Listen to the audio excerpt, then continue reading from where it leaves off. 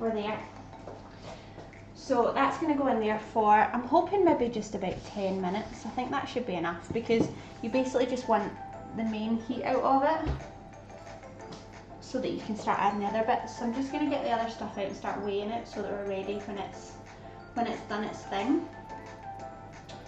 So the rest of the things I need are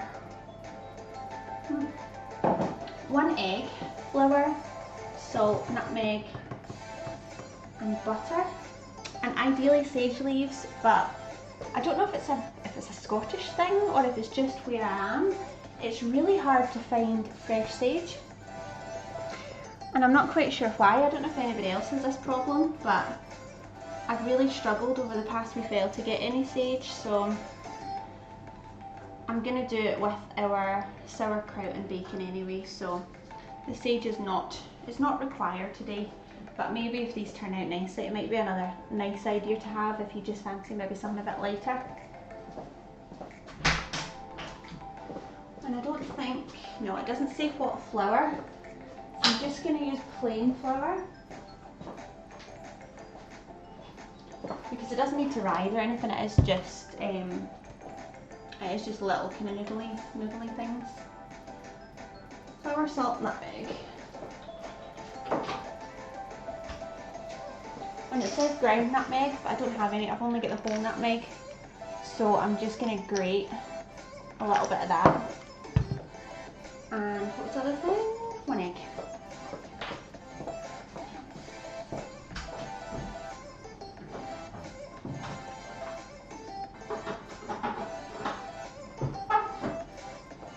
Right. So that's all of that sorted, and then I need to start. I'll wash out my pan. Right. So we need to cook these kind of twice almost. So basically, first of all, we're gonna, once I've formed them and shake them all up nicely, then we want to cook them in lightly boiling salted water until they come to the top. So I suppose that's like what you would do with gnocchi, isn't it? I think that's how you would traditionally cook gnocchi, is you kind of boil them and then they'll sort of start to rise to the top, and that's when you know that they're ready. So we do that, and then once they're all ready, leave them to cool for a bit, and then we'll fry them up with a little bit of butter, and then we'll add in our sauerkraut. Now this is something, I feel like I'm cheating slightly by having a jar of it, but I've made it once before because I was quite intrigued to see how it works, and it's supposed to be really good. Obviously it's like a superfood, and because it's fermented, it's supposed to be really good for people with IBS, because you wouldn't think so, but it's quite easy to digest. So I tried making it. It looked okay, but I'm not quite sure. There must have been something that went wrong in the process, because when it actually came to eating it, it was really kind of bitter, and it just didn't taste nice. I don't know if it was over fermented or under fermented, or if I put too much of one ingredient in, or I'm not quite sure. But either way, it wasn't very nice, and it was a lot of work and a lot of time to get a jar of stuff that then had to be thrown out because no one would eat it. So I've learned from that, and I've bought a jar. And we've had this one before, and it is really nice, so it saves me a lot of time, and it's still good because it is good for you. So that's going in. So I'm going to wash out my pot so that I can use that once the potatoes come out. Do that quickly just now.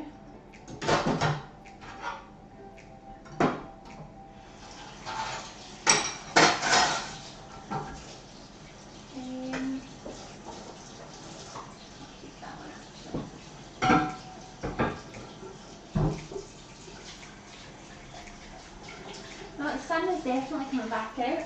It's threatening. Although half of the sky is nice and light and the other half is dark. So I'm hoping the dark bit is what we've already had and it's away and the light stuff's coming, but to It'd be quite nice to have a nice weekend, just for a change. I hope you've all got nice things planned for the weekend. Hopefully the weather is better where you are and you're actually able to enjoy it. Another problem with potatoes is it's like glue, so it's stuck to the pot, something rotten.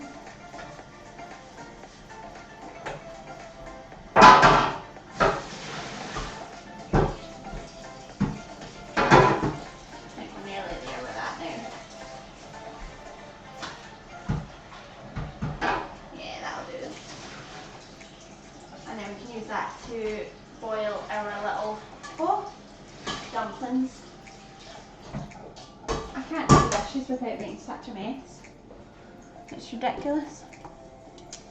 Right, so that's our pot ready for our, I suppose you could call them gnocchi because they are quite similar. I don't know if there's anything different to the recipes, but they are similar, so. I don't know if you can see that, hopefully not, but I've absolutely soaked myself. Right, I'm going to weigh out my flour so that we're ready to go. If you've been here from the beginning, I'm not quite sure, I'm going to say this again, but I have, so the recipe that I found, it's for a German dish, but it's an American recipe, so all of the measurements were in, imperial measurements. So, but you were able on the recipe to change it to metric. So I've changed it to metric, but it means that for flour, it says I need 157 and 3751 mils of flour. So I'm gonna round it up. I'm just gonna say, right, we'll go for 160 maybe. And I used more potatoes actually. So this said 453.59 grams of potatoes, which is it's very specific. And before I peeled them, I had about 700 grams. So I'm just going to weigh out 160 grams of flour, and if it needs more, I'll just add a bit more in. So I'll get my scales back.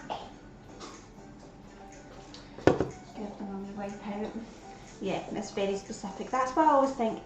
How do those two measurements relate? Because if it's like exact on one side, so say like 100 or 200, by the time you swap it to the other one, it's lost all sense. So, but then I suppose it's better than cups, because with cups it's just like, well, there or thereabouts. Don't know. How big's your cup? Depends. Right, so what do we say? 160 grams. And I need to watch, on the stream the other day, I managed to poke a hole in my flour bag. So my flour now leaks, which is always good. Right, so 160 we said. I think that should be enough. It doesn't look like there's a lot of potatoes, and I'm assuming that with the flour it's just enough to kind of bind it together. So 160. And again I'm using gluten-free flour, but if you're not gluten-free, just use regular flour. And I went for plain flour. It didn't say, but I'm assuming if it just says flour, then it means plain flour. So we've got our flour there ready. And then, so it's just a pinch of salt, 1 egg, a pinch of nutmeg, and some butter. So I'll grab the butter so that we're ready for that when we get to that stage.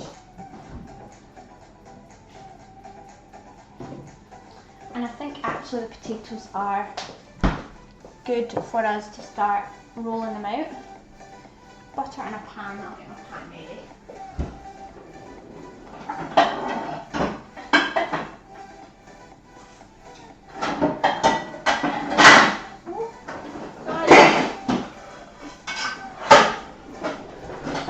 Sorry, that was really loud. Right. I'll grab my potatoes now and we can get all the bits and pieces in them. Yeah, so that's actually cooled down really quickly. That only took maybe, what was that, about 5-10 minutes? So look at that. I'm going to get a bowl back over and just start mixing stuff into it.